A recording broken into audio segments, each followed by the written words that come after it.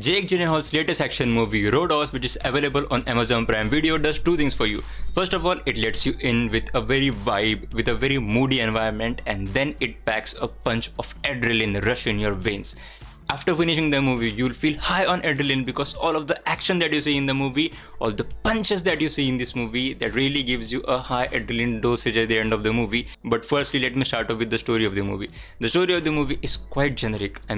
The plot of the movie is very generic. You can almost predict what's going to happen. It's not out of the ordinary that's going to happen, but this is due to the fact that this movie was made in 1989. Okay, if you don't know, let me tell you, this is actually a remake of a 1989 movie which was by the same name, Roadhouse, and it starred Patrick Swayze. So this Roadhouse movie that came out in 2024 is actually a remake of that movie. So therefore, from that time's perspective, this story would not be as generic as now this story is. But having said that, keeping that generic plot of the story aside, this movie still gives you a lot of different things to feel good about, especially the action of the movie. And the second thing that I liked about this movie is it's not that long of a movie. It's under 2 hours and it really goes like this. First of all, as I said, it takes you in with all the vibe and all the moody environment, and just when you think for how long we are going to go with this moody environment of this movie, and then the action picks up, then the real story of the movie really starts, and then you just can't turn the screens off. You just have to watch till the end because of all the adrenaline filled fight scenes.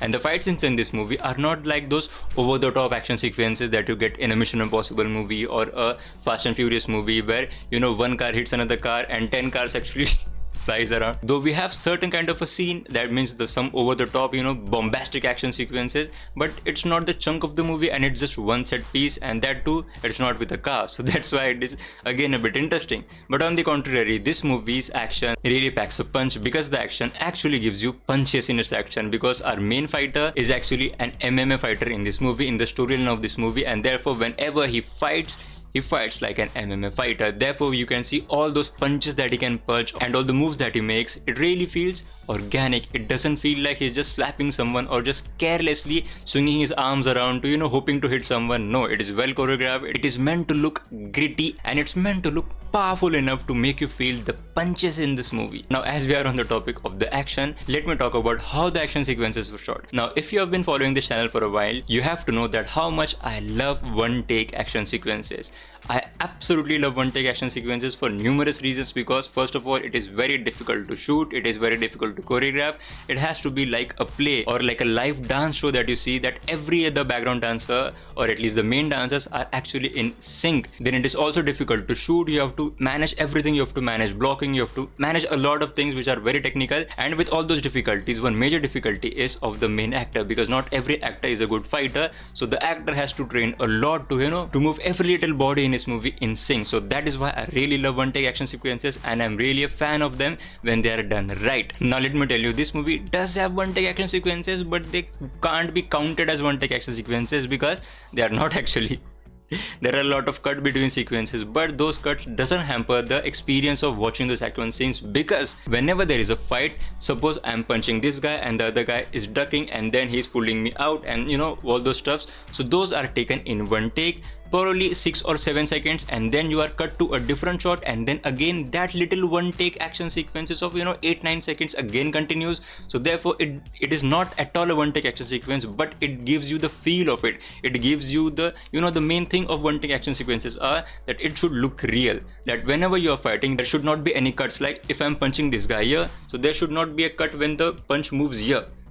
It should hit like this, and then there should be a cut if there's any. So this is also one of the ways you can make the action look real. You can make the the punch of the action sequence feel amongst the audience, and this movie does that very beautifully, and I loved it. And also I noticed a lot of those action scenes were shot from a lower angle, and the camera was constantly moving with the characters. If a character is pushing the character to the other side, the camera is also moving with them. So therefore it gives you the feel of that you are present in the action sequence. And this is also one of the jobs of one take action sequences, where the audience should feel like that they are in the action set present there, and this movie really gives you that. And therefore the adrenaline rush that I was talking about, it really feels good. It really feels like, okay, I was in that scene.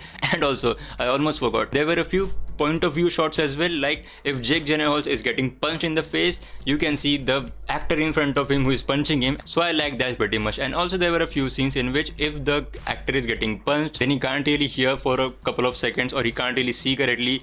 Those scenes were also shown from the victim's point of view. So those were also very nice details that they added there. Now I want to talk about the antagonist of this movie, or one of the antagonists of this movie, Conor McGregor. He had such a fun in this movie. I am sure he must have had the time of his life shooting this movie, because he was having so much fun. He was playing a maniac and he was really having a lot of fun, I'm telling you. Whenever he was on the screen, he looked unpredictable, he looked carefree, and his fight scenes with Jake Gyllenhaal were really well crafted, because Conor McGregor, if you don't know, he is a real Irish fighter and Jake Gyllenhaal is just an actor. But then Jake Gyllenhaal also, learned how to fight in the MMA style, and it was very evident in this movie that he really worked pretty hard for this one, and you have to give it to him. So if I want to wrap it up, this movie has a generic storyline, but it has a very good action scenes. Plus the movie will hook you with its light, casual vibe, moody type of scenes, with the use of neon lights, with the use of music, with